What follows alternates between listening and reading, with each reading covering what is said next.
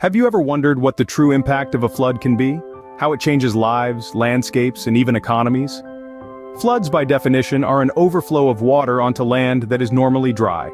They can occur for various reasons: excessive rainfall, dam failure, or even coastal storms. However, the common denominator remains the same: an abundance of water where it doesn't belong. This April, in 2024, Nairobi and Makueni in Kenya have been grappling with this very issue. Unprecedented amounts of rainfall have given rise to widespread flooding, dramatically transforming the lives and landscapes of these regions. Nairobi and Makueni are particularly vulnerable to floods due to a combination of factors. Their geographic location, sitting at a high altitude yet near large bodies of water, makes them natural collection points for rainwater. Additionally, these regions experience a rainy season in April, and the heavy rainfall, coupled with the region's topography, leads to an accumulation of water, causing these devastating floods. But the rain in April this year has been different. It's been more intense, more relentless. The heavens have opened up, pouring down on Nairobi and Makueni with an intensity we've not seen before. The rivers are swollen, the ground saturated, unable to absorb the deluge. The result? Widespread flooding that has submerged homes, displaced thousands, and brought life to a standstill. The reality of these floods is harsh. They're not just an overflow of water, they're an overflow of chaos, disrupting the rhythm of life and bringing with them a wave of destruction. The effects of these floods are far-reaching, impacting every aspect of life in Nairobi and Makueni. So, as we dive deeper into this discussion, let's remember that floods aren't just about the water. They're about the people, the communities, and the ecosystems they affect. They're about how we respond, how we adapt, and how we strive to prevent such disasters in the future. The effects of these floods are far-reaching, impacting every aspect of life in Nairobi and Makueni. When we think of floods, we often imagine water-filled streets and stranded cars. But what about the human cost? Imagine this. One moment, you're at home with your family, perhaps preparing dinner or helping your children with their homework. The next, you're scrambling to gather your belongings, the rapidly rising water threatening to engulf everything you hold dear. This is the harsh reality for countless residents in Nairobi and Makueni, where the unrelenting April rains have turned streets into rivers and homes into islands. The floods have claimed lives, leaving gaping holes in families that can never be filled. Parents, children, friends, all swept away in the blink of an eye.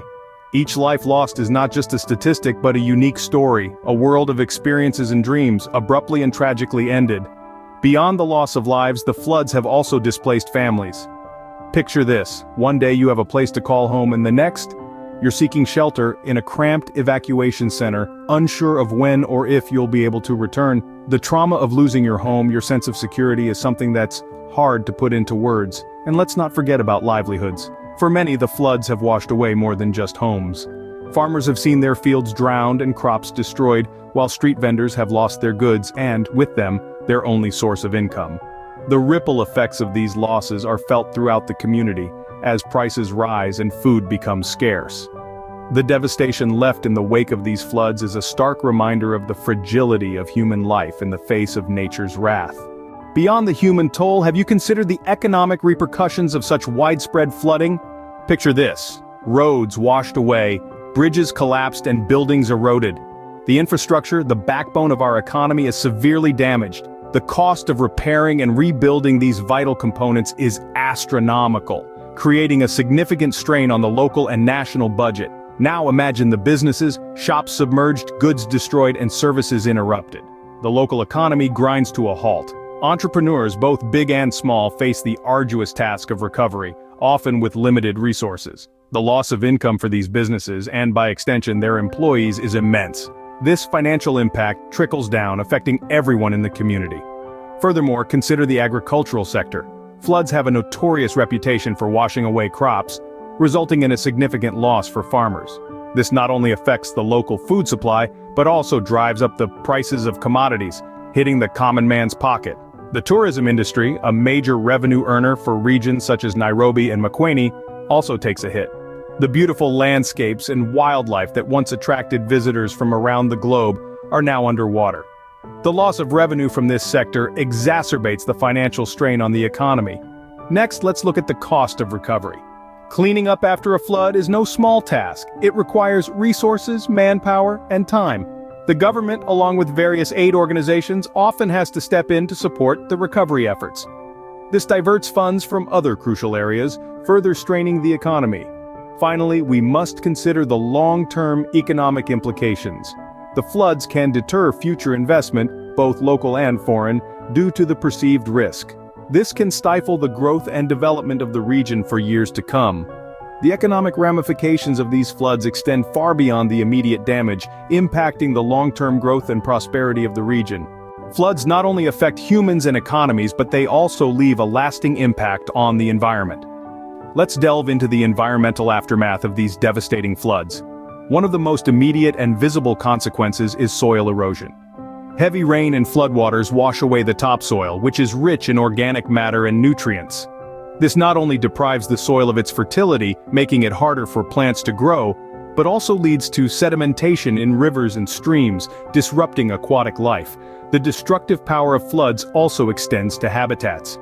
Nairobi's rich biodiversity, from the Nairobi National Park to the Karura Forest, is under threat. When floodwaters recede, they often leave behind drastically altered landscapes. Habitats are destroyed, displacing countless species and disrupting the delicate balance of ecosystems. But the environmental impact of floods goes beyond the visible. The pollution of water sources is a silent but deadly consequence. Floodwaters pick up everything in their path, from household waste to industrial pollutants.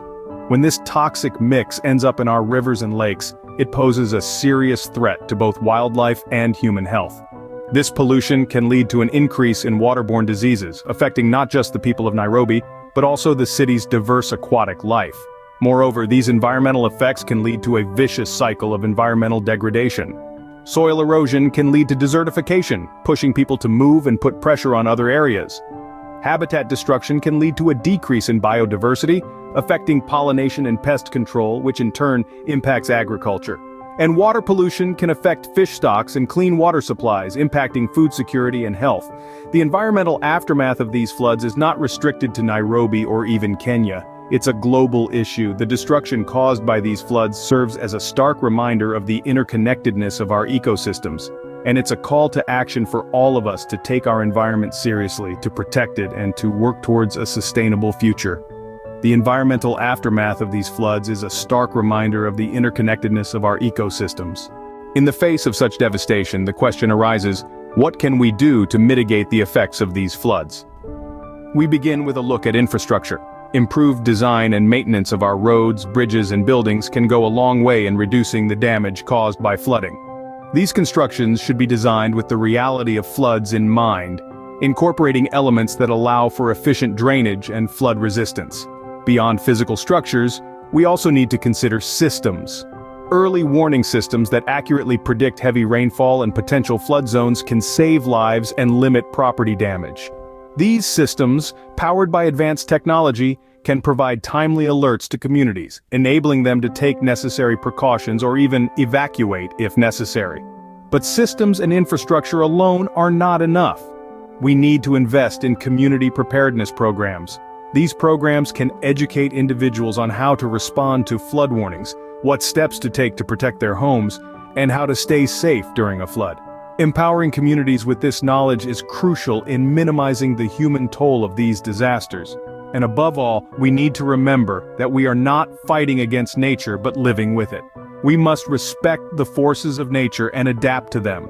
We cannot stop the rains, but we can learn to live with them. We can build our cities and our lives in ways that acknowledge the reality of our environment. This means shifting from a mindset of resistance to one of resilience. It means acknowledging that floods are a part of our world, and instead of trying to fight them off, we should focus on how to withstand them, how to bounce back from them, and how to learn from them. While the floods of April 2024 have brought devastation, they have also brought lessons. Lessons about our environment, about our infrastructure, about our communities, and about ourselves. And it's these lessons that we must take to heart as we move forward. While we cannot stop the rains, we can prepare for them, learn from them, and build a more resilient